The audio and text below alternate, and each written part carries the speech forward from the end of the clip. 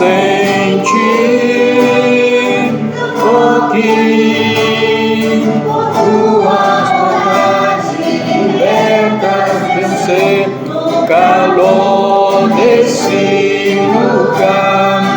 Eu venho me derramar, dizer que te amo, me derramar. Glória a Deus, aleluia.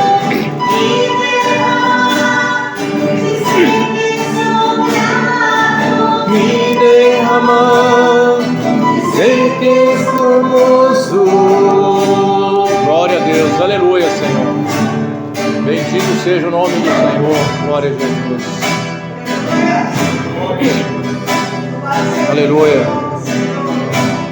Me aqui outra vez diante de ti, abro meu coração, amor.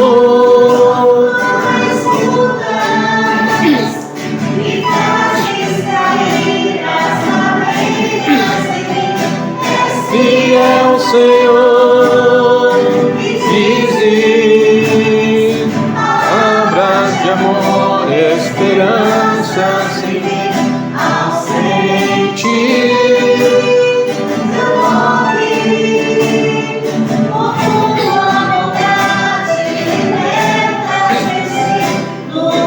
no desse lugar, eu venho me derramar, dizer que te amo, me derramar, dizer que preciso me derramar, dizer que sangrado me derramar, dizer que és formoso.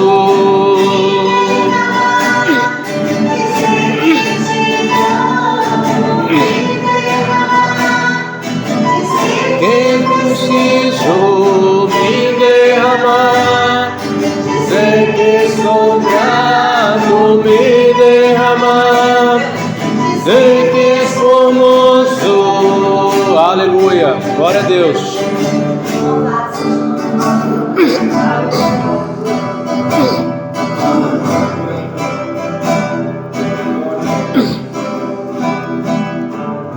Glória a Deus. Amém, irmãos? Vamos passar agora ao estudo sobre a história da igreja.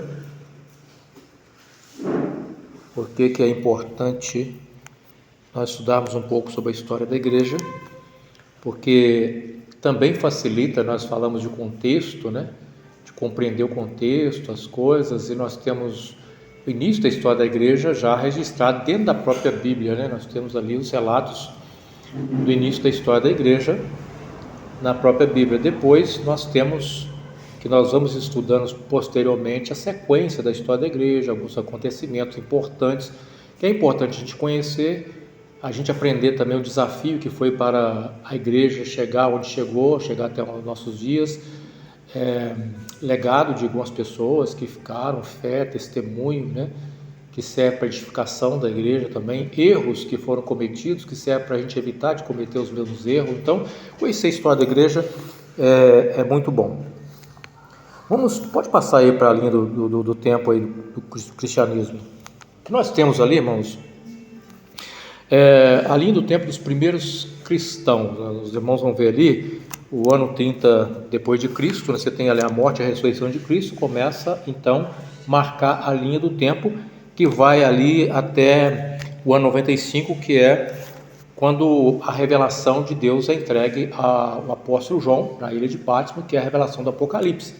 Então você tem ali um desfecho que marca uma linha do tempo do cristianismo nesses primeiros séculos.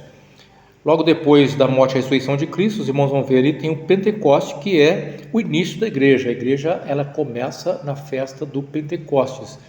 Ela nasce ali, na festa dos Pentecostes. Por quê? Imagina, meus amados irmãos, quando Deus criou o ser humano, o que ele fez? Ele formou o homem do barro, né? E depois, para que esse boneco de barro tivesse vida, ele precisou fazer o quê? Soprar o fôlego de vida, soprar o fôlego de vida e o espírito no ser humano. O ser humano passou a ter alma vivente. A igreja, ela também nasce dessa maneira. Um pouco tempo antes, os discípulos haviam recebido um sopro do Senhor Jesus e uma ordem: recebei o Espírito Santo. No entanto, esse recebimento do Espírito Santo, após essa ordem, só se torna realidade na igreja no dia do Pentecoste. É como se o sopro realmente se fizesse sentido no dia do Pentecoste. A igreja recebe então, com o sopro de Deus, com o vento veemente, o som do vento veemente, a igreja recebe vida. Aquele grupo de pessoas reunidos agora recebe vida. O Espírito Santo passa a habitar a igreja e a igreja então passa a ser um organismo vivo. É um organismo vivo porque tem a presença do Espírito Santo. Quando Paulo fala aos Coríntios, no capítulo 1 Coríntios 12, fala de dons espirituais e também de dons ministeriais que formam o corpo da igreja como o corpo de Cristo, ele fala também desse momento onde a igreja foi batizada com o Espírito Santo, ou seja, do recebimento da vida.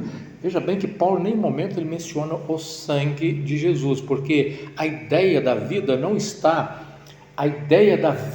humana não está no sangue propriamente dito, mas no fôlego de vida que o ser humano recebe. É lógico que o sangue é o que vai nutrir todo esse corpo, mas o ser humano não se torna vivo, não tem sangue antes de receber o fôlego. Mais ou menos, não sei se eu consegui passar o que eu estou querendo passar para os irmãos aqui com essa explicação. Então, por exemplo, quando pega aquele texto de 1 Coríntios 12, que fala do corpo de Cristo, e quer, como alguns querem ali, colocar a ideia do sangue como a figura do Espírito Santo, Paulo não tinha nenhuma intenção em falar de sangue e muito menos colocar o sangue como figura do Espírito Santo ali. A ideia dele é mostrar que a igreja, ela é um corpo com membros todos ligados porque receberam o mesmo Espírito. Mas quando é que eles receberam o mesmo Espírito? No batismo com o Espírito Santo, no fôlego da vida. Então a ideia de Paulo era exatamente essa aí. Então nós temos aí o nascimento da igreja no Pentecostes, e logo após, a igreja é interessante a gente lembrar que a igreja nasce primeiro com 120 pessoas reunidas ali, recebendo, colocando em prática o que Cristo havia orientado: ficar em Jerusalém, até que do alto sejais revestido de poder. E eles, obedecendo isso, estavam em oração para buscar o revestimento de poder. Inclusive tinha uma pessoa muito importante reunida nesse grupo, esperando o revestimento de poder. Qual o nome dela? Maria, mãe de Jesus, também estava lá esperando receber o revestimento de poder, como os demais discípulos receberam, para formar a igreja do Senhor Jesus. E então ali começa, os judeus estão ali, eles recebem a primeira pregação, Pedro prega, 3.000 almas se converte, depois tem a segunda pregação, mais 5.000 almas se converte, mas tudo ainda está num escopo de uma comunidade que está nascendo dentro da comunidade judaica. Mas o cristianismo, o propósito do evangelho não era ficar apenas com os judeus, e nem muito menos se tornar como se fosse uma seita judaica. O cristianismo vai além disso, e a ideia do Senhor Jesus era ir por todo mundo e pregar o evangelho a toda criatura, ou seja, a igreja não seria composta de judeus, mas de judeus e gentios. Então era necessário que o evangelho também fosse aos gentios. É que nós vemos aí no 35, nós temos a expansão do evangelho para os gentios. Você tem ali, começa a expansão do evangelho para os gentios. Em Antioquia, e Antioquia vai começar, os cristãos vão ser chamados de cristãos pela primeira vez, né? Quando o evangelho chega ali, eles, Antioquia da Síria, né? Não, Antioquia fica na Turquia. Mas tem Antioquia da Síria, eu acho. Tem não? Mas depois a gente tira essa dúvida aí. Mas o que acontece? Eles são chamados de cristão pela primeira vez em Antioquia. E aí, o que nós temos?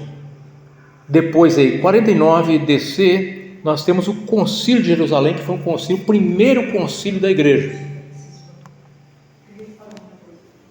O primeiro concílio da igreja acontece em 49, ou seja, acontece em Jerusalém. Primeiro concílio. E foi extremamente importante esse concílio. E qual que era o propósito desse concílio e por que ele acontece? Por causa dos gentios. O evangelho estava alcançando os gentios, Paulo já tinha sido alcançado e estava levando o evangelho. Aí começa a ter alguns problemas doutrinários, porque alguns judeus queriam que os gentios vivessem quase que de forma do judaísmo, com os mesmos costumes judaicos, e o propósito do evangelho não era esse. E Paulo, então, para resolver esse negócio, ele passa o assunto para os apóstolos. Os apóstolos então faz a reunião, reúne os apóstolos e eles reúnem para decidir como é que seria o evangelho com relação aos gentios que se convertiam. Precisariam os gentios se circuncidar como os judeus eram circuncidados ou não? E aí eles reúnem e têm a decisão que os gentios não precisavam circuncidar. Os gentios tinham que guardar da contaminação do que é sufocado, da prostituição, dos ídolos, e que os judeus não ficassem perturbando os gentios com muita coisa. Isso era suficiente para que os gentios vivessem a fé cristã no evangelho. Então ali define-se então algumas coisas importantes para que Foi nesse concílio aí que eles decidiram do sábado, aí o cristão não precisa guardar o sábado. Não, nesse concílio não chegou a tocar nesse assunto do sábado, não. O assunto aqui, o foco estava na circuncisão, mas aqui ele diz o seguinte: eles nem sequer citam o sábado. O sábado depois é uma orientação. Paulo vai começar a orientar a igreja com relação a isso, que você também não deve ficar preocupado com o dia, uns guardam um dia tal, outros não, um julga igual todo dia, o que as pessoas importa que as pessoas façam para Deus de coração, e aquele que guarda o sábado não deveria julgar as pessoas que não guardam o sábado. Então Paulo vai orientar a igreja posteriormente com relação a isso. Pastor, eu olhei aqui rapidinho sobre a questão da Antioquia. Nessa época que aconteceu a situação aí, realmente ela pertencia à Síria. É a Antioquia da Síria. Hoje em dia pertence à Turquia. Mas era na Síria. Então tá certo. Obrigado por essa pesquisa rápida aí que a gente já resolve tudo. Eu fui lá, aí eu fui na Antioquia, era Turquia. Então, com relação ao concílio aqui, ficou, né, o concílio de Jerusalém. E aí a gente vê como é que as igrejas tinham uma preocupação. Veja bem, a ideia, não existia essa ideia de Pedro ser o papa da igreja, o que ele falou, nada disso. Inclusive, quem preside essa reunião, nesse concílio, é Tiago, né? Tiago que preside essa reunião, e nem é Pedro que preside essa reunião. E quando eles levam o assunto para as igrejas, eles não estão levando o assunto em nome de Pedro, estão levando o assunto em nome dos apóstolos, como foi definido lá, pareceu bem ao Espírito Santo e a nós, igreja, não colocar em cargo, os apóstolos não colocar em cargo. Então a ideia foi mais em conjunto do que a ideia de um líder superior aos demais ali. 64 começa a perseguição em Roma. Bom, até então, embora o evangelho tivesse tivesse ainda em expansão, mas a perseguição ela ajudou muito o evangelho a se propagar, porque no início eles começaram a ficar quietinhos ali em Jerusalém. Quando começa a perseguição dos cristãos, eles começam a espalhar para as regiões, para fugir da perseguição, e aonde eles vão fugindo da perseguição, eles vão levando o evangelho, e foi assim que o evangelho se espalhou.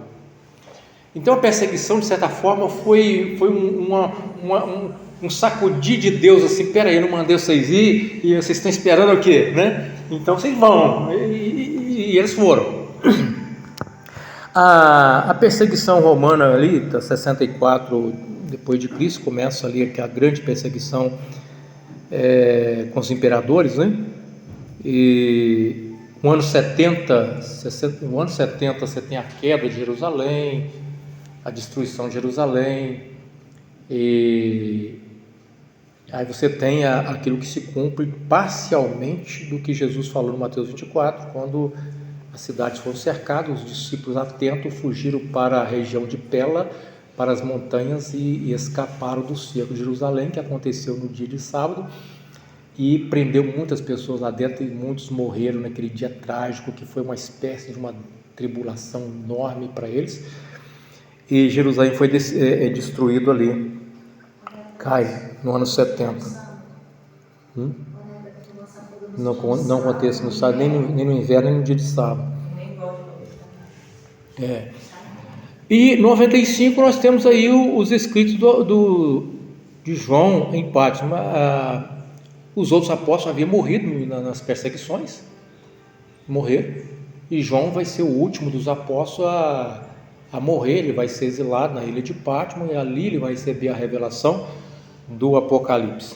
Assim nós fechamos essa linha com João na ilha de Patmos, no ano 95. Então, quando é que a maioria das cartas foram escritas entre anos 64, 63, 64 até 67. João viveu muito agora a parte do João. Isso. Ele viveu muito, viveu 95 depois do Cristo. Ele viveu com Cristo. Cristo viveu 30 anos, né? Ele era mais novo, Ele não tinha 18 anos quando andava. Ele era bem novo. Agora, a pergunta central. E era decidida em Israel no céu. Certo. Pergunta central. Como um grupo sem poder mudou o mundo? Esse poder aqui, na verdade, faltou uma expressão. Como um grupo sem poder econômico, político, sem essa expressão, né, que pôde mudar o mundo. Pessoas simples, muitas vezes, a maioria delas eram simples, mas elas tinham um poder sobrenatural que eles receberam lá no Pentecostes. Pouco recurso. Mas esse poder é tão tremendo que nem a perseguição parou eles. Eles não tinham medo, eles não tinham nem medo do martírio, eles estavam prontos. A palavra martírio, ou seja, eles estavam recebendo poder para se tornar mártires, se necessário fosse, porque eles iam enfrentar isso de uma forma sobrenatural, e de fato foram. Foram todos assassinados. Todos no apóstolo. Todos. João, a tradição fala que ele foi jovem. Ele foi preso, mas sim, a tradição fala no final que parece que jogaram ele numa fornalha Não, na Bíblia não fala como é que foi a morte dele, porque no registro. A Bíblia não chega a registrar a morte dele, porque recebe a revelação, ele escreve, passa. Ele já tinha escrito para terminar a Bíblia. Mas nesse livro fala que ele foi jogando no caldeirão de óleo. E sobrevive. E sobrevive. Exatamente. Exatamente. Porque só na hora, mas assim, uma forma, porque tem gente que é assassinada e fala, nossa, esse cara não é de Deus. Uai, todo Jesus não foi assassinado? Quando ele Acha que Na verdade, Jesus não foi assassinado, Jesus foi sacrificado. Mataram ele. É porque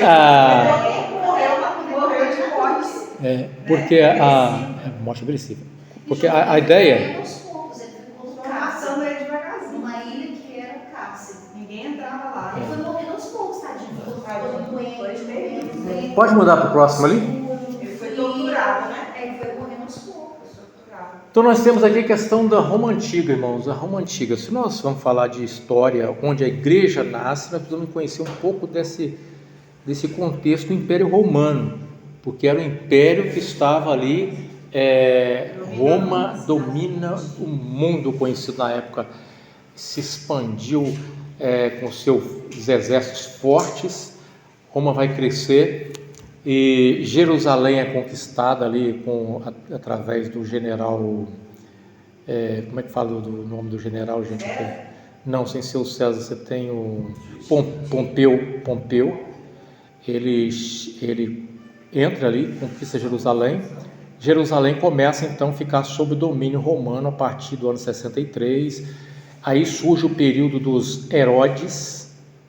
Aí você tem a parte onde a Judéia tem um reinado sob o domínio dos Herodes, mas indiretamente, porque Roma está, na verdade, influenciando o reinado de Herodes na Judéia, né? E assim, de forma mais oficial, ela vai governar quando o último Herodes morre. E morrendo esse último Herodes, vai mandar Pôncio Pilatos para ali gerenciar aquela região. Então aí passa mais diretamente sob o domínio romano. Essa Roma, então vamos mudar para a gente pensar que você tem o Império Romano que eu falei. Roma existiu antes da Igreja Católica? Muitos anos antes. Porque quando se fala em Roma, Você pensa na casa. as pessoas já colocam a Igreja Católica. Não, quem fundou Roma foi Nero. Bem lá atrás que Da Loba. foi até a história do Rômulo e Remo, né? Rômulo e Remo. As civilizações haviam. Uma vez a vez das civilizações. Jesus nasceu Foi no Roma, Egito. por isso que chama Roma. Então o que acontece? Olha, Roma se tornou. Jerusalém. Ele foi para o Egito. Ele fugiu só criança no Egito. Depois ele voltou, ele morreu em Jerusalém. Ele só foi para o Egito porque eles tinham matado todos os bebês. Então vamos lá. É bom os irmãos entender, quando os irmãos for ler a Bíblia, não existiu apenas um Herodes. Você tinha o Herodes o Grande, que foi o primeiro rei ali da Judéia, e Herodes o Grande que amplia o templo de Jerusalém, dá aquela pompa luxuosa ao templo de Jerusalém, e eles tinham ali uma certa gratidão por Herodes nesse sentido, né? Porque os judeus tinham, porque afinal de contas ele fez uma construção do templo de Jerusalém, um templo suntuoso. Mas facilitava a pregação do Evangelho. Ou todos eles eram todos. o Evangelho, na verdade, ele vai começar a ser pregado depois do nascimento de Jesus. Então você tem ali ainda, você tem já na período do governo direto, né, que é o ano 6 depois de Cristo. Aí você tem ali o domínio total romano. Mas esses profetas, o Isaías... Isso é antes, bem antes.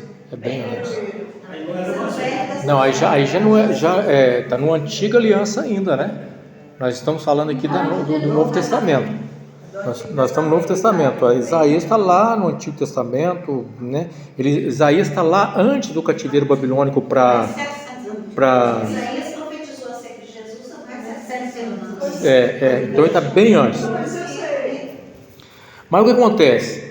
Roma se tornou um grande império, como nós falamos aqui. Tanto é que quando fala o mundo todo na Bíblia, era a ideia do mundo conquistado de Roma. Para eles, o mundo conquistado de Roma era o mundo todo, né? O Coliseu que matava os cristãos, né, com os leões lá, que era pau para os cristãos, está lá até hoje. Tem uma coisa lá. Aí, ó, tem o Coliseu ali, ó, em cima. Está quebrado assim. E também existe assim, até hoje. Nessa estrutura, assim. Aquele palácio lá, o Panteão, está lá intacto. Você foi lá dessa vez? Fui lá agora. Agora, irmãos, qual que é a importância do Império Romano para o cristianismo? Será que o Império Romano foi importante para o cristianismo? Nós vamos descobrir isso agora. Ó, você tem o Império Romano. O que aconteceu com a expansão romana? Eles construíram estradas que facilitassem a locomoção, o comércio, e colocaram segurança, porque era importante para eles o comércio e o trânsito seguro. Então os militares organizaram tudo, os militares seguravam, mantinham a segurança assim, da melhor maneira. Você tinha um período que ficou conhecido como Pax Romana, né? Então você tinha um período relativamente conhecido de paz. Você tinha então as estradas que facilitou depois para Paulo viajar para lá e para cá, e os discípulos para pregar o evangelho nos outros lugares. A estrada colaborou para isso. Então Jesus vem no momento exato onde o mundo estava preparado para receber o evangelho. Em que sentido? O Messias. Para receber o evangelho nesse sentido, assim, que o contexto, você tem essas ligações com os demais povos, a língua comum falada, que ia facilitar também a pregação do evangelho, porque você tinha a língua comum falada em várias nações. Então você Paulo também tinha dupla cidadania. A língua comum Tinha. era romana. era o grego koiné. Então o grego koiné, que é o grego bíblico, era falado em qualquer lugar que você fosse lá, você comunicava com o grego. Então você tinha essa facilidade para evangelizar também. Jesus não viveu em Roma, não, né? Como é que é? Paulo morreu em Roma. Só Paulo. Ele era cidadão romano. Dá um nó na minha cabeça. Ele foi assassinado também na cadeia. Então você tem a importância das estradas, importância da língua falada, e você tem a expectativa messiânica. Veja bem, lembra que nós falamos do período antibíblico ali, que é os 400 anos antes de Cristo? Você tem aquele contexto, que era um contexto onde Antíoco Epifânio persegue o povo judeu. Você tem um contexto das guerras que nós falamos aqui dos Macabeus. Você tem todo esse contexto ali, e nesse contexto de sofrimento, de perseguição, começa a surgir a ideia messiânica. Aí começa as profecias a respeito de o aparecimento de um Messias, porque como era difícil imaginar assim, eles vencer humanamente o poder dominador, eles esperavam que viesse um Messias que resolvesse o problema. Então você tinha pelo menos a expectativa de dois tipos de Messias chegando. Um Messias que era um Messias que ia tratar da questão espiritual, e o Messias político, que era um Messias que vinha para libertar, o povo do jugo romano, dos jugos que estavam acontecendo ali. Eles estão então numa expectativa messiânica, e nesse momento começam a surgir diversos escritos falando do surgimento do Messias. E muitos desses escritos não são escritos bíblicos inspirados, mas são literaturas chamadas apocalípticas. Então, eles têm uma linguagem própria dessa literatura, a linguagem apocalíptica. Nessa literatura surge a ideia da mulher, da dor de parto, que é uma linguagem apocalíptica. Então, se você começa a entender que existe essa literatura apocalíptica que tem a sua linguagem própria para falar, você vai entender também que você precisa interpretar o livro do Apocalipse, que é uma linguagem apocalíptica, lembrando que você precisa saber como que é a linguagem apocalíptica, que não é como qualquer outra linguagem. Mas eles estavam nessa expectativa. Pastor, foram os romanos que zeraram antes de Cristo e depois de Cristo esse tempo? Foram os romanos que fizeram isso? Eu não sei te falar assim, quando é que foi definido no calendário essa questão aí.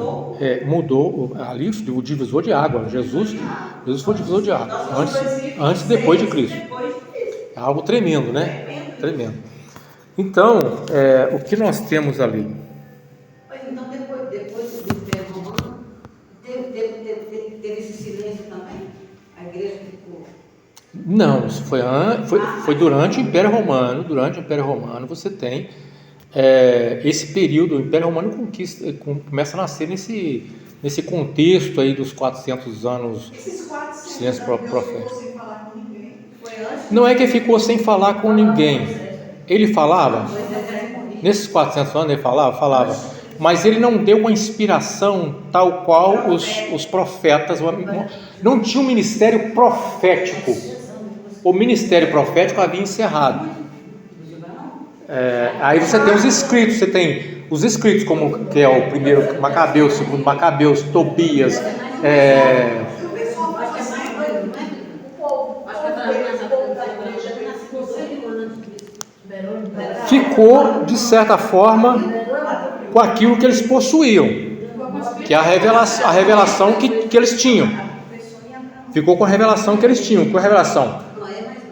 Os profetas, a Torá, que eles possuíam, eles tinham essas orientações bíblicas. Mas Daniel também profetiza. Daniel usa a linguagem apocalíptica e começa a falar, a profetizar dentro desse contexto de esperança messiânica. E aí eles começam a esperar. Então, quando Jesus vem, o povo esperava uma chegada de um Messias, mas nem todos reconheceram em Cristo o Messias, porque havia aquela divisão, aquelas duas ideias. É porque os judeus queriam que Jesus exterminasse o Império Romano. Exatamente. Então eles queriam um Messias político que vinha para resolver o problema. Salvador deles. Exatamente. E Jesus, como Messias, ele vem encarnando essas duas ideias. O Messias espiritual, sumo sacerdote, né? E também o Messias que virá julgando o mundo político, condenando e estabelecendo um reino milenar. Então, quando ele vier na primeira vinda, ele veio como o Messias espiritual ali, que veio para trazer o reino.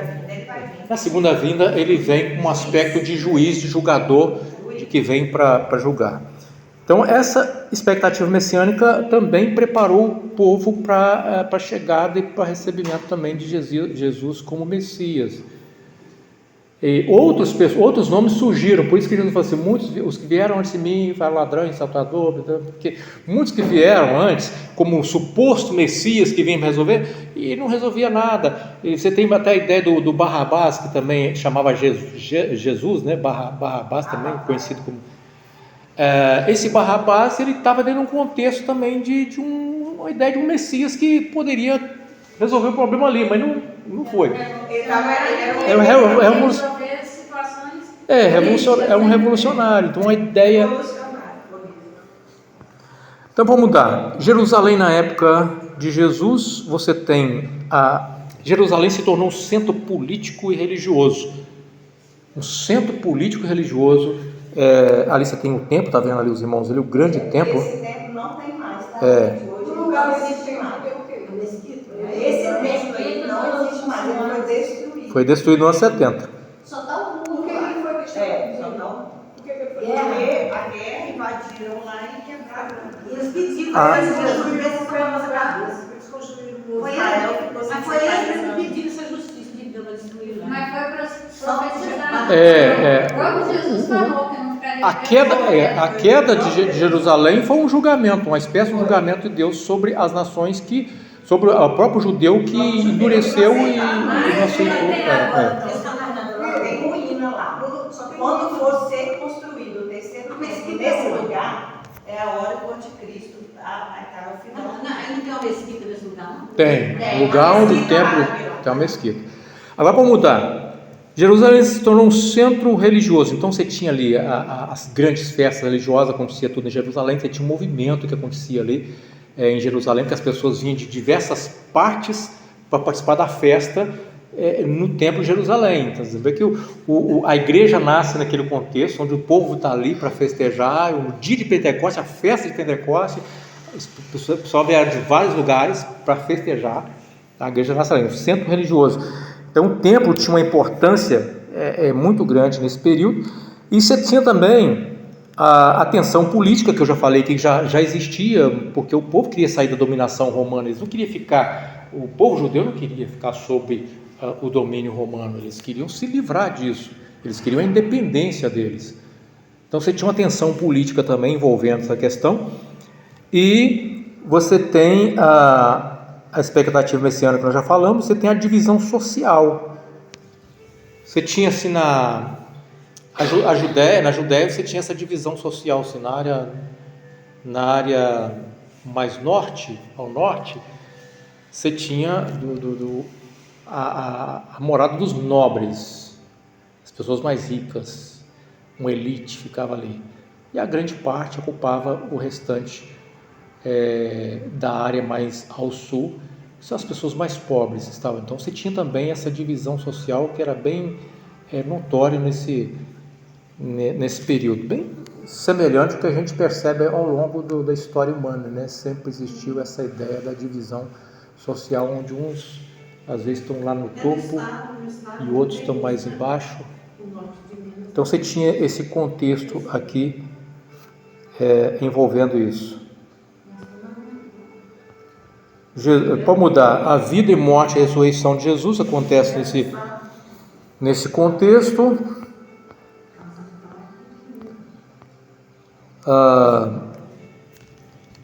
A linha do tempo de Pentecostes, nós falamos, né? 30 depois de Cristo acontece o Pentecostes, depois 40 e 50 você tem a expansão. De 50 a 70, que eu havia falado com os irmãos, eles vão ver que esse período é o período que acontece, que as cartas são enviadas para as igrejas, as cartas são escritas e enviadas para a igreja nesse período até o ano 70. No ano 70, Jerusalém é destruído, e aí a igreja recebe novas revelações vindas de João, do Apocalipse, né? Até o ano 100 aqui a gente tem. Até o ano 100, acabou, né?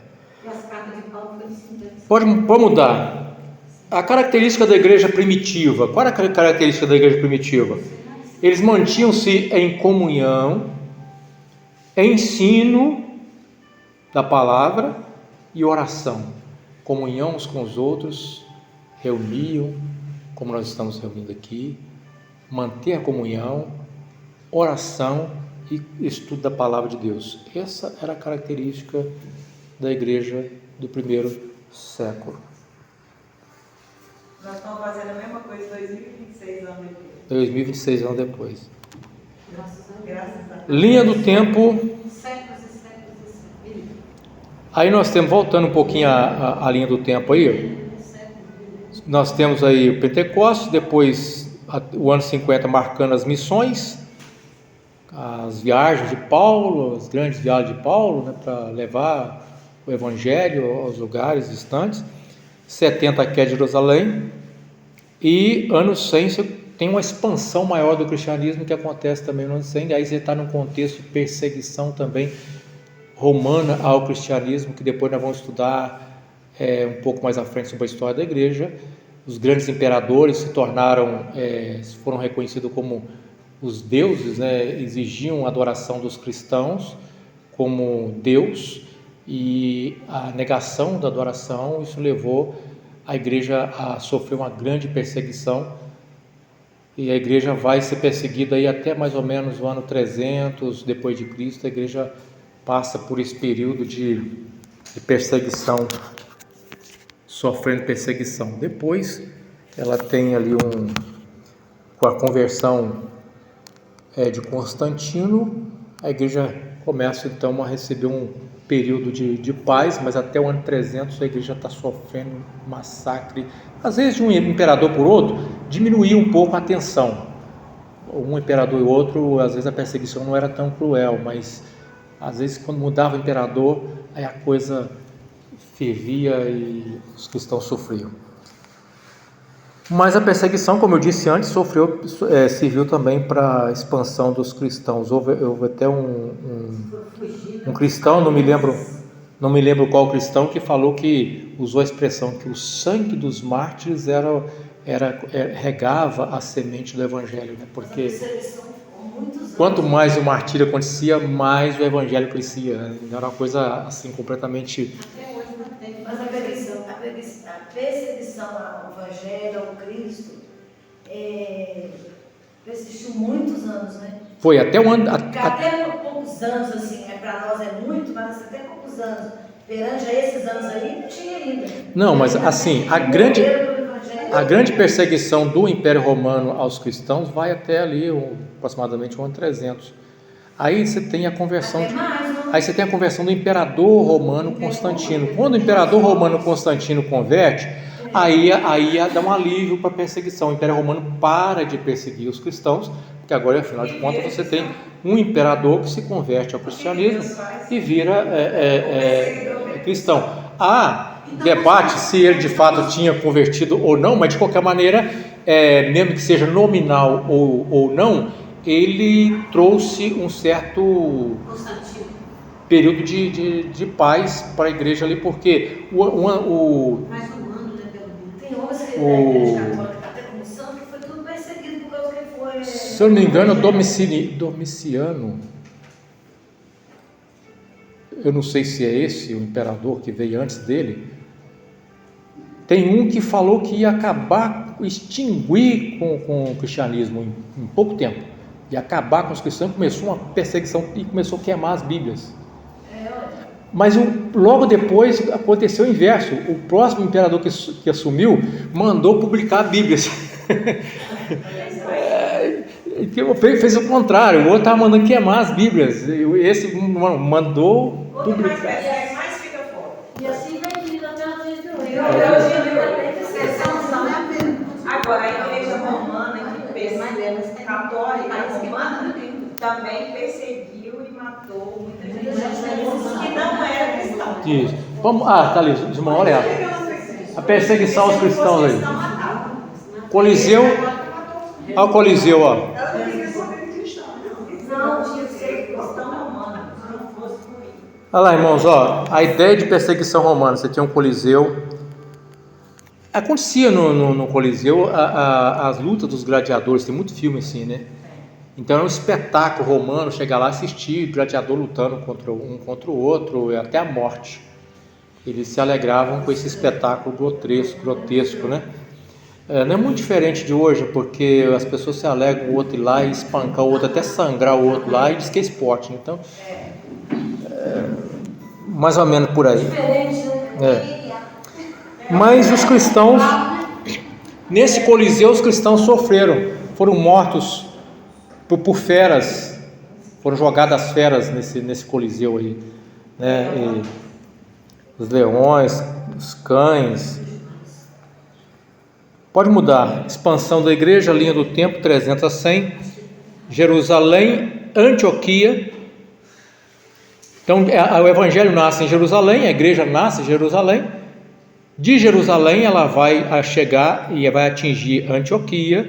Antioquia vai chegar à Ásia Menor, né? E depois vai chegar a Roma. Então, assim, nós temos o evangelho chegando a Roma posteriormente. E quando você fala hoje, dá a impressão que dá, como a Fátima falou assim, a impressão que dá é que o evangelho nasceu lá em Roma, porque a ideia, né, que se tem de não é dizer que é ensinado assim, mas a ideia popular é que quando você olha a Igreja Católica e Vaticano em Roma, Igreja Católica Romana, e a ideia, a Igreja Católica foi a primeira igreja, foi a igreja que Cristo criou, aí você tem a ideia assim, então a igreja nasceu em Roma. Não, a igreja nasceu em Jerusalém. Jesus começou. Mas eu falo assim. Mas a gente tem, o Brasil já começou exatamente com o catolicismo romano dominando. Dominando, Todo brasileiro acredita nisso. Eles acham que o povo italiano é um povo de cristão, Não é. Totalmente diferente. É raríssimo encontrar um italiano cristão. Porque eles sabem da falsidade. Então, irmãos, aí é o seguinte, a gente tendo em mente aí essa questão de como que funciona as cartas, o período que aconteceu, a expansão e até a chegada em Roma no ano 70 e depois o crescimento após o último martírio, né, o último apóstolo morrer, que é o Apocalipse.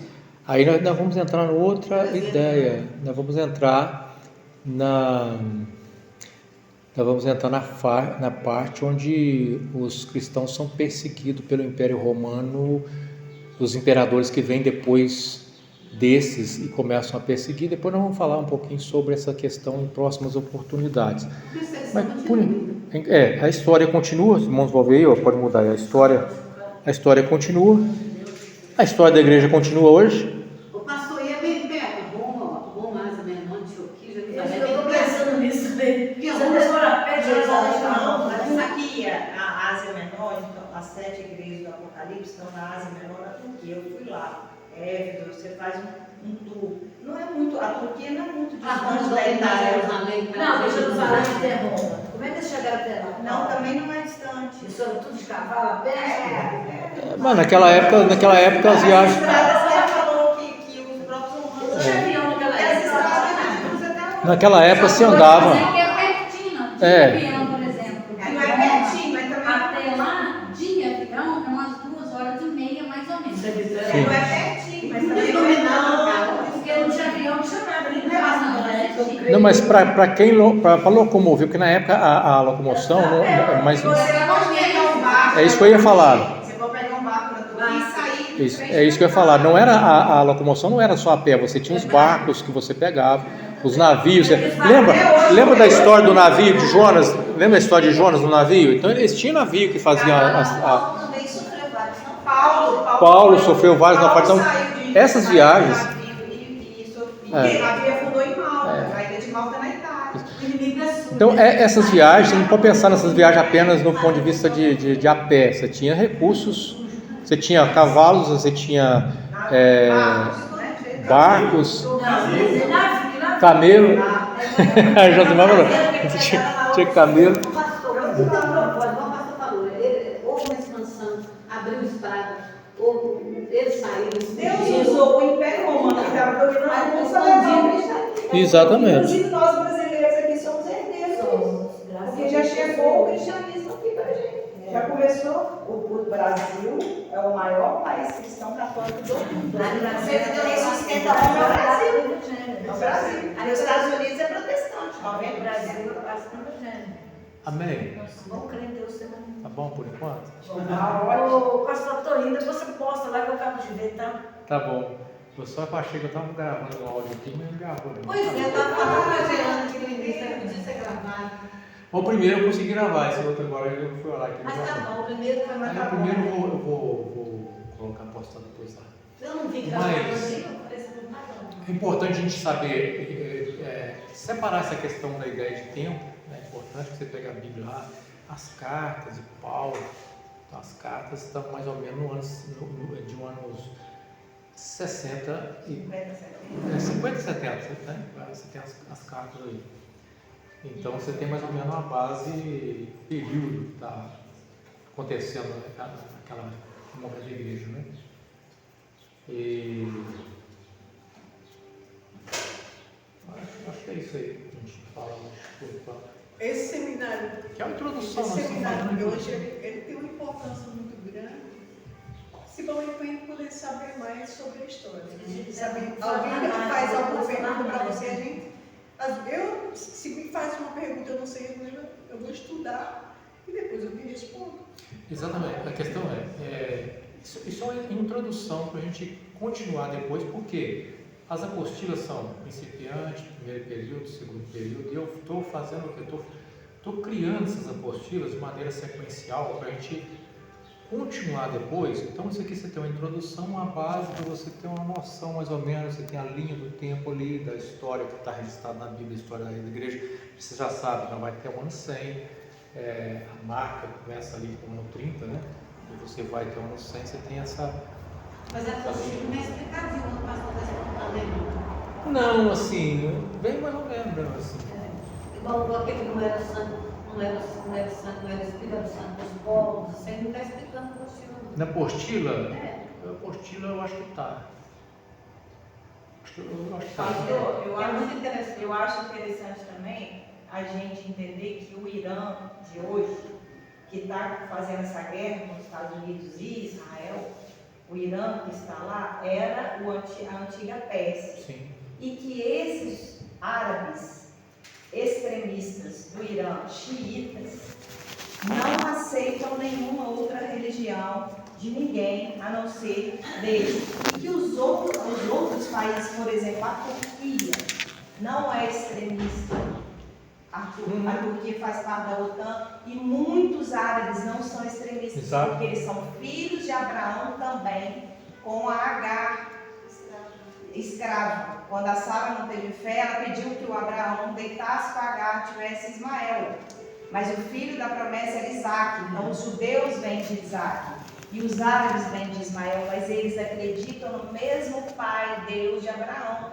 Esses islamitas radicais não são os árabes que não são radicais.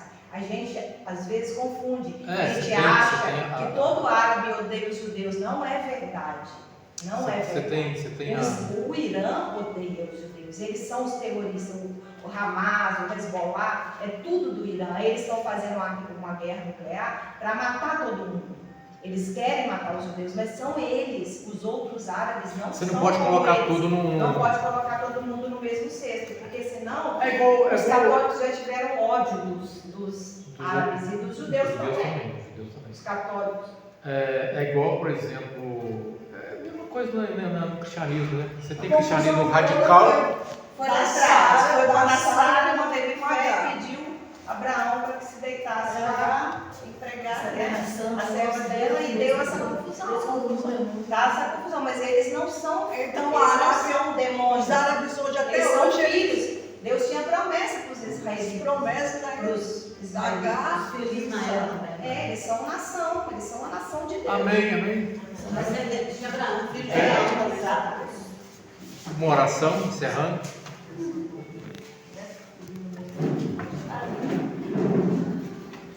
Senhor, nós te agradecemos, Pai, pelos estudos que foram dados aqui, pelo que aprendemos sobre a Tua Palavra, sobre a Bíblia, sobre o início de tudo como começou.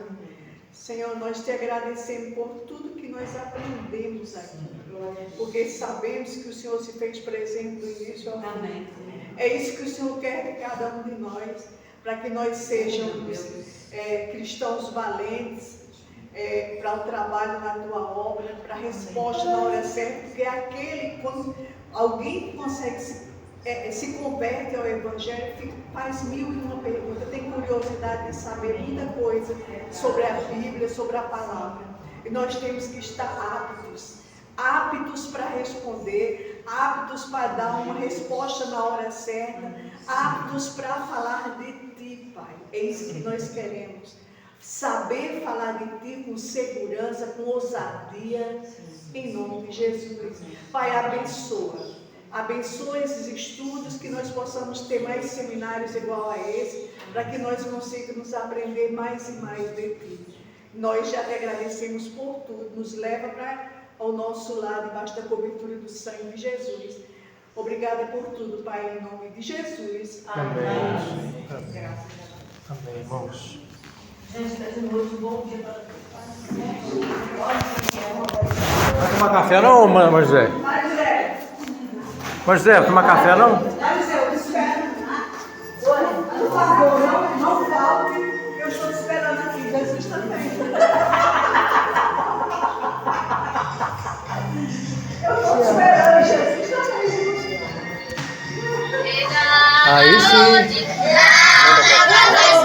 Louvor. Quem não vigia não vai chegar.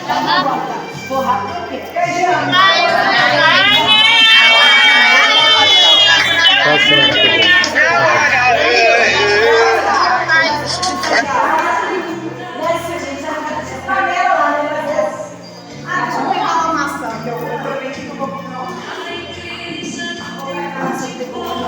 Meu olho tá coçando. João. Uma benção. Caminhar uma fé de cristã.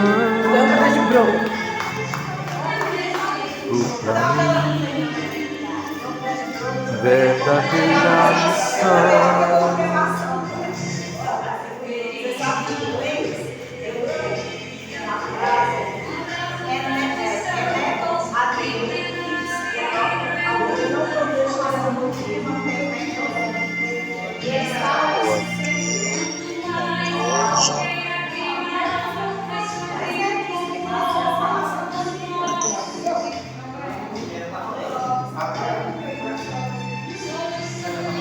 Ô Ciro, aqui.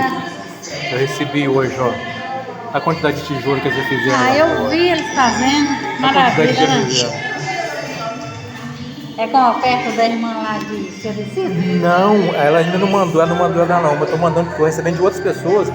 Ela conseguiu com uma comerciante lá, me mandou R$400, mandei pra lá. Comerciante nem é católica, né? Evangélica é. Ela foi lá e conversou. Aí ia conversar com o outro do posto de gasolina lá.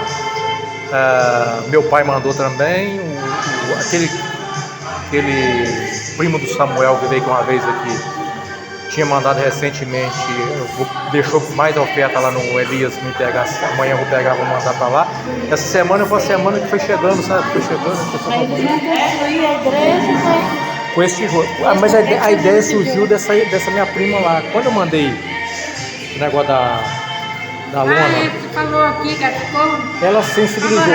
Quando ela sensibilizou, assim me despertou. Eu mandei a mensagem pra ele. Não tem um pedreiro, não? Aí ele falou: não, eu sou pedreiro, pastor. Aí eu falei: então vamos fazer um negócio de alvenaria então. Aí tava fazendo, estou empolgado lá, graças a Deus. Aí depois vai fazer essa igreja lá, e depois a igreja onde ele tá lá, que tem lata, que cercar de lata, aí faz também de alvenaria em volta lá. Muito bom. Benção mesmo. Agora eu vou lá ver o que aconteceu com o meu carro. Mas eu não vou antes, não, senão vai me atrapalhar. Ó, peguei a Mas o negócio do carro, não, vai me atrapalhar. Deixa eu comunhão. Deixa pra depois. Então, vamos levar um negócio pra nós nessa ali. Não quero fazer assim.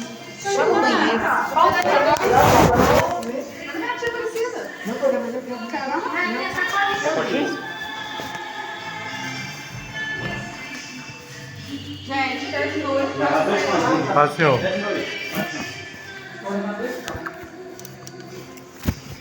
não queria citar o nome da Maranata. Eu gravando, não. Eu citei, eu vou sem citar o nome. Cadê pra Maranata? Não, tá gravando? Tá. Aí, ó. Vou levar 2 pão. É, bro. 2 pedaços de broco. 2 pedaços de broco, vou levar. Vou deixar broco, pasta da gama eu não vou sobrar. Tá lá, porque a primeira broco. Vou levar 2 pedacinhos de bolo. Sua broco acabou, pau. Meu Deus. Nós não ficou muito ruim, Ele não vai jeito nenhum pra você. Eu tenho que usar, né? fiz levar? Vou pegar essa colinha aqui. Cadê o papelzinho? Ah, tá aqui.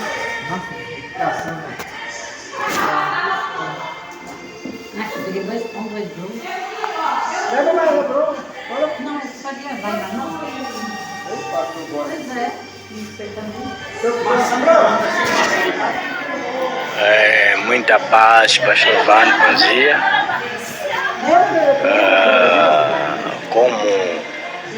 acordaram lá. Qualquer coisa agora. Nós cá acordamos bem, graças a Deus.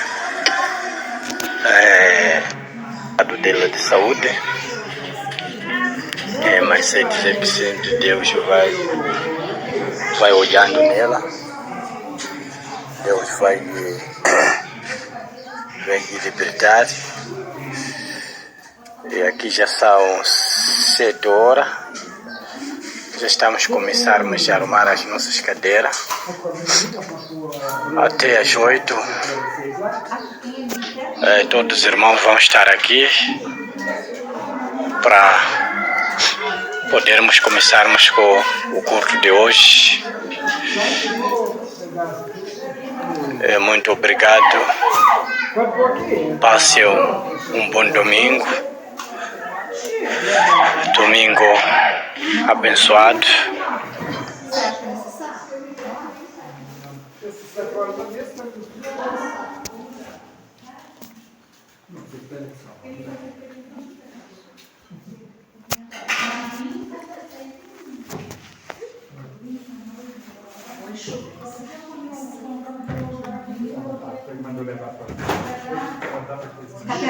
Ela vai sua casa, esse cafezinho aqui?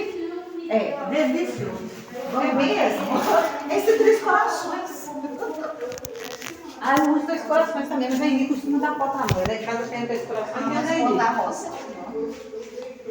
Esse ano, nós vamos, se Deus quiser, nós vamos ter um. Eu gosto muito desse coração. Deixa esse aqui pra lá.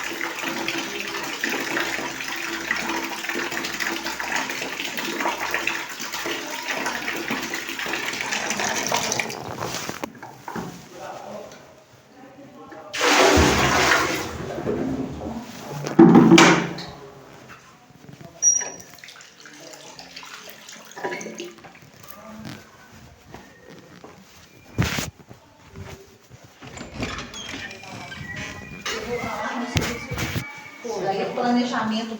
O Josimar, você viu o Josimar? Fala, Josimar. Eu vou dar a volta por lá, esperando o seu carro lá. Eu tô indo lá. Ele tem um rendimentozinho maior. Experiência com o carro, meu filho. Vamos lá. Vou deixar esse aqui carregando até de tarde. Oi? Vou deixar esse aqui de noite carregando. Ah, se bem quando desliga ali. Nossa, não, tá certo. Olha, Milton. Vou deixar uma coisa para levar de noite. Não vou não, Vânia. Vai levar de uma vez. Eu falo que eu não sei nem se o carro, nós vamos subir. Não, mas o que eu vou levar, dá pra gente levar, porque eu vou deixar as vasilhas aqui naquele O carro deu problema. Esse aqui é nosso. E esses aí? Não. Deixa ali, né? É porque Não as sei de quem peças que aqui, as duas que eu trouxe lá de casa. Isso, eu estou estabanado. Aqui, o Luciano, né, vai perder um celular, né? Perdeu? O Luciano não veio, ué? A Júlia ligou para ele. Ela mandou uma mensagem desse tamanho assim para ele. Ele falou para ele que a Vitória é igual uma fogueira. Se você não pôr lenha nela, ela vai apagando, depois você apagar, com todo mundo inimigo. Então, lá na fundação, ela foi levar a Mariana lá, mas a Mariana também, ela vai fazer os caras têm que fazer. Aí ela tá bem, nós estamos testando muito lá. Aí a gente mandou uma mensagem, um texto para ele. Poxa,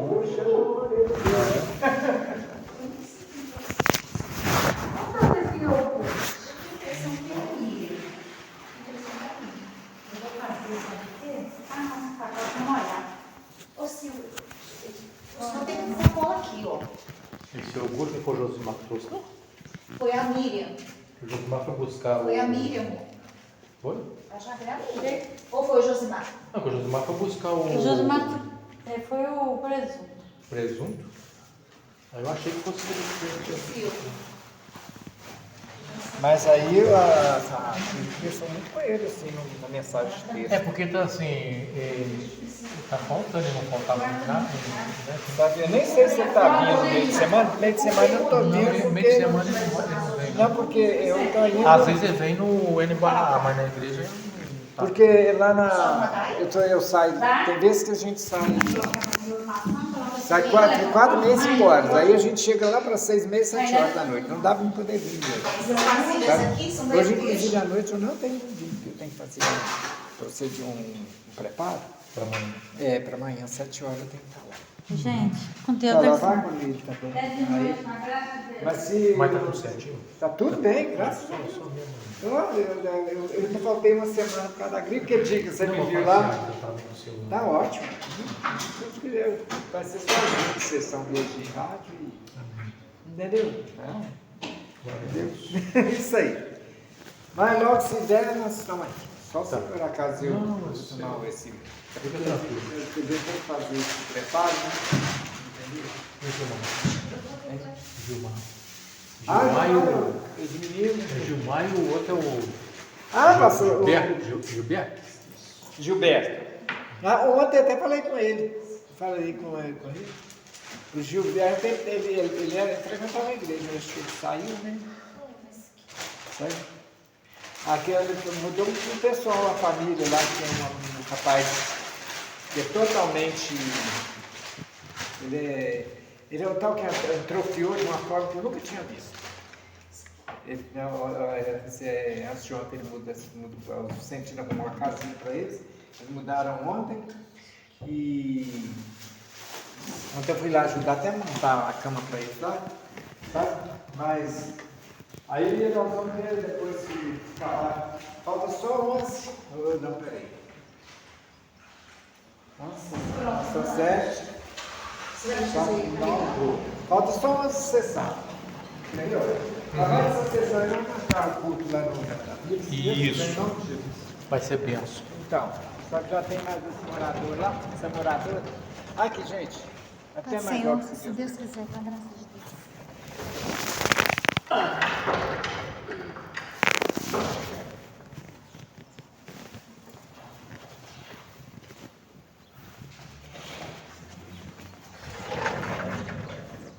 Ai, a igreja tá tão bom, tão limpinho, tudo no lugar certinho. Adoro isso. A chave da igreja. Só que olha no fundo. Acho que não, acho que eu deixei no carro. Vou lá no carro buscar. Aguarde, tá do outro lado. Ah, eu vou assim, volto rapidinho e vem lá. Não, vamos lá. Eu volto aqui rapidinho e vem vai. Você tem certeza que está aqui? Sim.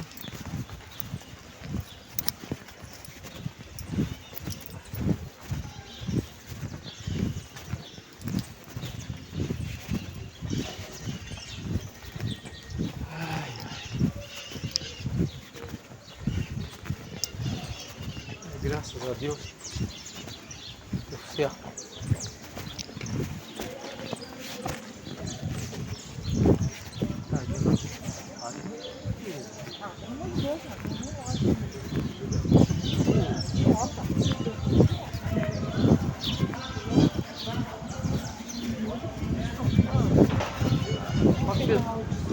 Tá com foto bem boa, tá não?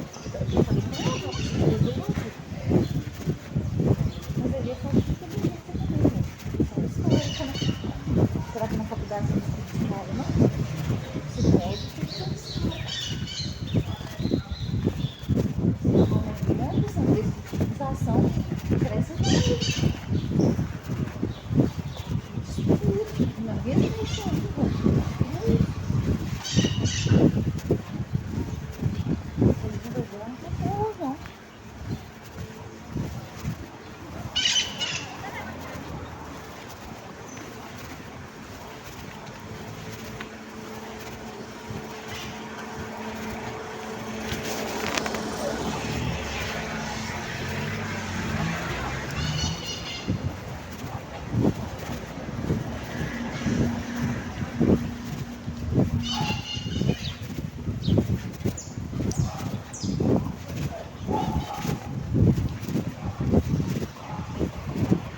Pra lá, pô.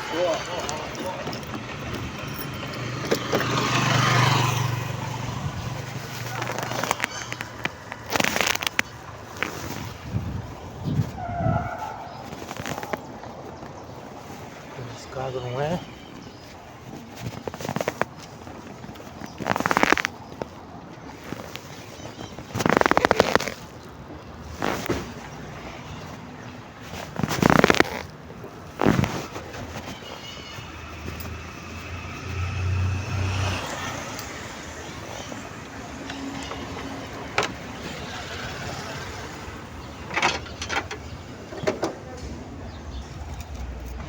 Não é não? Você sentiu que era atrás ou na frente aí? Oi? Você sentiu que era atrás ou na frente o barulho? Pensei que era mais atrás. Até achei que fosse a... Não, pera. Funciona ele lá.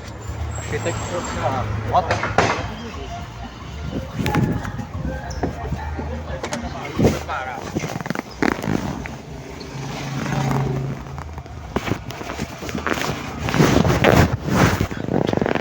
A chave, pô.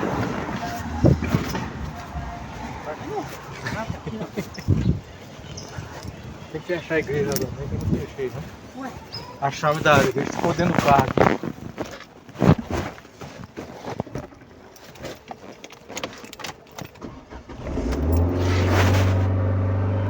Tá acelerando ou não? Não, ele já acelera assim mesmo. Então faz eu passar vergonha, pô, não, quando eu chego a guardar aí na garagem, ele dá essa acelerada. Os outros acham que eu tô acelerando.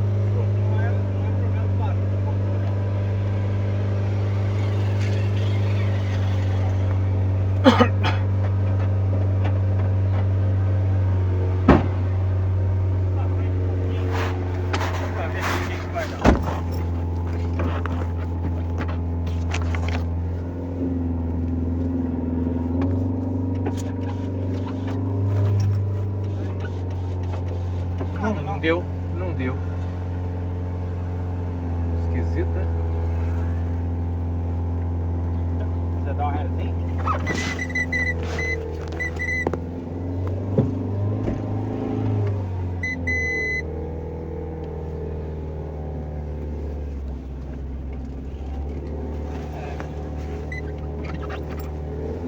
Deixa eu te falar.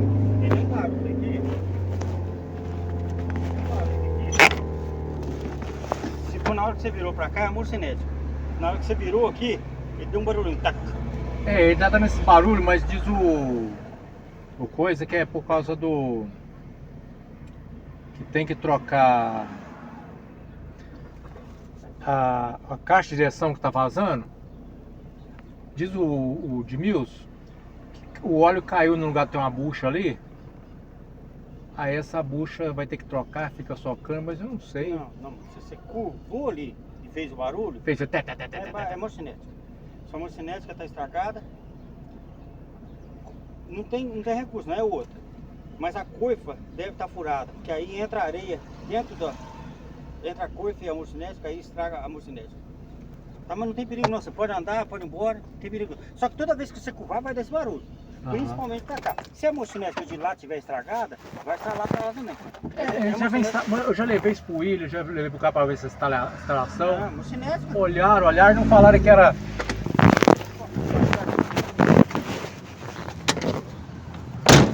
Não falaram que era mocinética, não? A mocinética de cá não está furada não. Agora tem a interna. A interna não dá pra ver, só entrando debaixo dele. Entendi. São 4 mocinetes. 4 coifas que tem. A coifa é a borracha que protege o mocinete. Se tá instalando na hora que você covou, o mocinete não é outra coisa não. Cada ali tá estourado. Qual? Daqui tá estourado. Daqui? Tá. Então... A coifa tá estourada. Aí entra água com areia e estraga a mocinete. Entendeu? Mas pode andar sem medo. Vai instalar. Eu vou lá apertar o...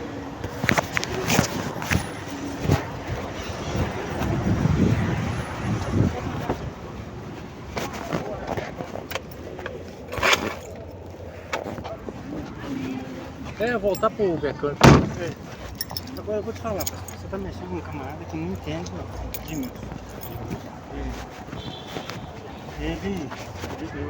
Uma vez ele veio o carro e trocou o motor pra mim e não conseguiu funcionar o carro, ele ainda me cobrou o preço que eu tinha pedido, que era 350, se ele não funcionou, ele tinha que dar um desconto.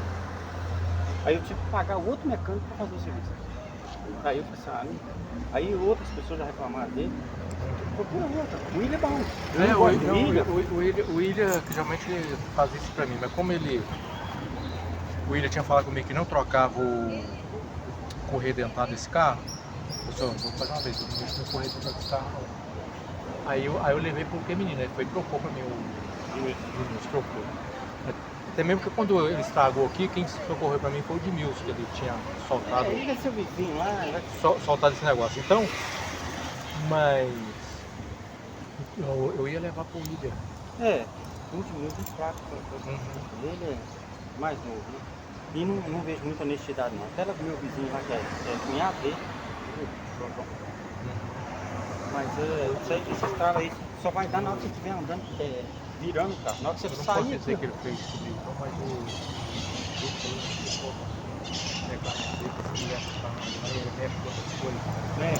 eu sei que mesmo, você tem a reclamação dele. Tem um monte de gente que eu posso citar. O Paulo, na primeira, o menino que até da igreja, Ministério de Madureira ali, Assembleia de Deus do Ministério de Madureira, como é que é o nome dele? Ele trabalha pra mim direto, esqueci o nome dele. Adriano, entendeu? Foi desonesto com o Adriano, subiu com peça dele, entendeu?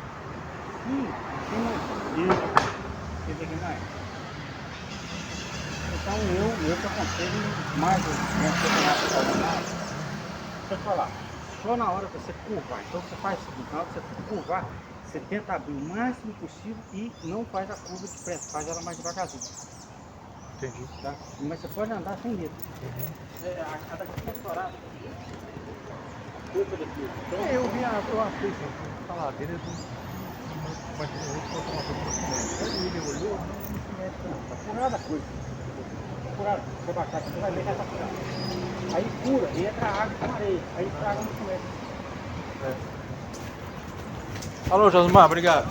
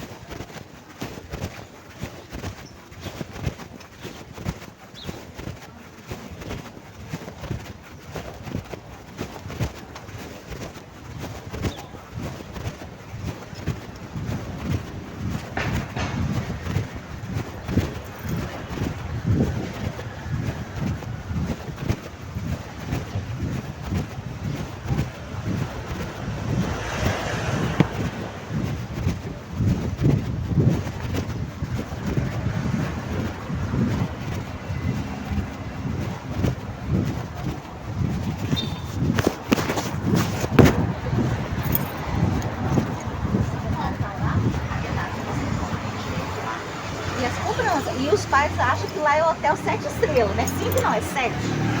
Ai de você se não Você passa por fizer onde do da jeito sua que casa? os Lá pais pela querem. Minha filha, o negócio fica feio. A guarda mesmo. Lá pela Volks ou lá no... Detonou, Belezinho lá. ali só tem gente pilando, a maioria pilando. Não é gente Passa pela Volks. Eu passo por lá, pela rodoviária. Só que você vai fazer o mesmo entendeu? Não passa por lá na... E às vezes quem trabalha, Belezinho, tem aquela que curvinha, passa né? necessidade porque a esposa não pode trabalhar, Passa não por pode lá. colocar. Até você conseguir arrumar. Mas pode andar. Eu já tenho aula. Só anda mais devagar. É, a gente não pode falar. Passa de 150. Vamos embora. Não pode ser, não. É só Jesus, tá? Tchau, tchau. Tá. Dizer que no cinema. Tá coisa que estourava ali, assim, estoura a coisa, aí entra areia. Nós estamos indo pra roça direto. É aquelas instaladeiras que eu falei, que eu perguntei assim, mas eu não levei pro William, falou que não era, se lembra? Falou que não era mocinética, o outro falou que não era Aqui, mocinética. você já agenda, vô. Já passa lá no Edmilson agora e agenda com ele. Não, não vou levar pro Edmilson olhar, senão o Josmar não me deu conceito, não vai levar pro Edmilson. Tem muita reclamação do Edmilson. Você vai levar onde? É pro William. Então, agenda com ele hoje, para leva o carro amanhã, resolve isso.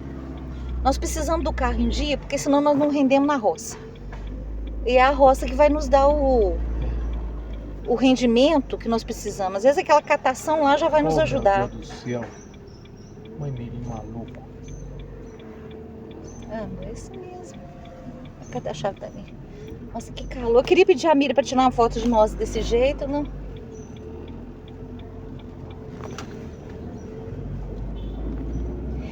Esse negócio faz uma barulhada, essa tampa que tá aqui, né?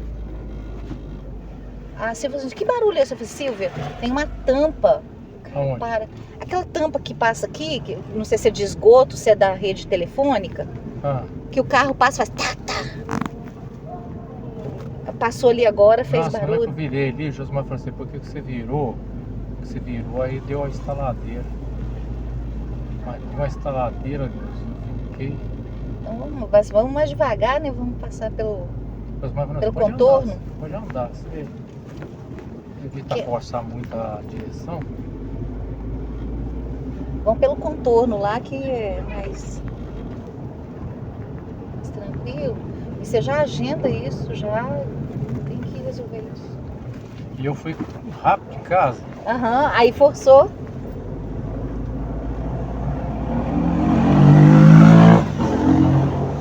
Ô Vânia, o negócio da Fátima, a Fátima faz pergunta que nem principiante faz.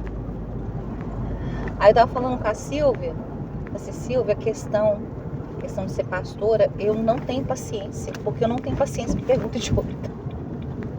Então eu acho que o homem é mais racional, é mais paciente para certas coisas que mulher. Então, primeiro que biblicamente eu não vejo nenhum respaldo para isso. Segundo que se fosse para mim, eu olhando para mim, não dá para mim ser pastora. Eu não tenho estupim mais. Então, ultimamente, depois da tireoide, da menopausa, meu estupim, assim, sabe? Eu não sou a mesma pessoa de antes. Eu não tenho a mesma estrutura, nem física, nem emocional. Os hormônios da gente mexem com a gente de uma tal maneira. Eu estava vendo lá uma reportagem, né, que as mulheres na menopausa é muito propensa a infartar. Mas por quê? O turbilhão de sensações descontroladas que vem a menopausa. E isso acontece comigo. Às vezes eu tô bem, vem aquela melancolia, aí eu desvio o foco, sabe? Aquilo que me trouxe melancolia, eu penso em outra coisa. Assim, senão daqui a pouco eu tô deprimida, né? E o Luciano? O Luciano podia ter vindo na coisa. Ah, vou entrou, né? Diz o pensei que a Júlia mandou um texto lá da fundação, mandou um texto pro Luciano puxando a orelha dele. Que bom, né? Que Deus abençoe, que a Júlia seja uma... Porque para esfriar É fácil, né, Vânia? É fácil. Você não vê essa Oliveira? Ficou amarrado. Essa Oliveira ficou amarrado, Vânia. Josimar, essa Oliveira não vai na igreja porque eu uso camisa Camisa. para pregar. Blusa, né? Ô, Wander, o inimigo é sujo, mas as pessoas dão muita brecha para ele, não é? Você pensa, Wander, uma camisa vai fazer diferença, Wander, na unção de alguém? Pelo amor de Deus. A doutrinação, né? Assim, na ICM. Mas acontece, da Wander. gravata, Ô, Wander, mas acontece que engole um monte de trem errado. É. E não pode engolir uma camisa, Wander. Engole um camelo e come mosquito. Não é? Exatamente. É uma coisa assim, surreal. Que a gente pensa assim, puxa vida, a pessoa tá na igreja, mas até que ponto ela está ali realmente? Até que ponto ela converteu realmente, né? Porque é uns negócios assim muito fraco, Wander, muito leve para a pessoa desviar ou esfriar na fé. E quando o anticristo começar a agir mesmo, como é que vai ser? Vai ser muito fácil, Wander, manobrar as massas. É muito fácil manobrar as pessoas. É muito fácil. A Giane, falei com a sua Giane, seu marido passou de ontem, ainda mexeu comigo. Você falou. Ele falou e tem uma coisa. Ele ainda brigou comigo porque que eu não fui lá para ajudar. É mesmo? Não acredito. Assim, o pessoal tava ajudando lá. Ô, Wander, tá perto dele ir, tá? Deus tá quebrando as barreiras, né? Não, e ele me cumprimenta alegrinho. Depois daquela visita lá, ele passou a cumprimentar diferente, sabe? Eu falei assim, vai vir, boba, a Giane tem tido muita paciência com ele, né? Assim, tem sabido lidar com ele. Então eu creio que ele vai vir sim, para Deus vai honrar a fidelidade dela, né? E vai proporcionar ele de vir. Passei com o carro,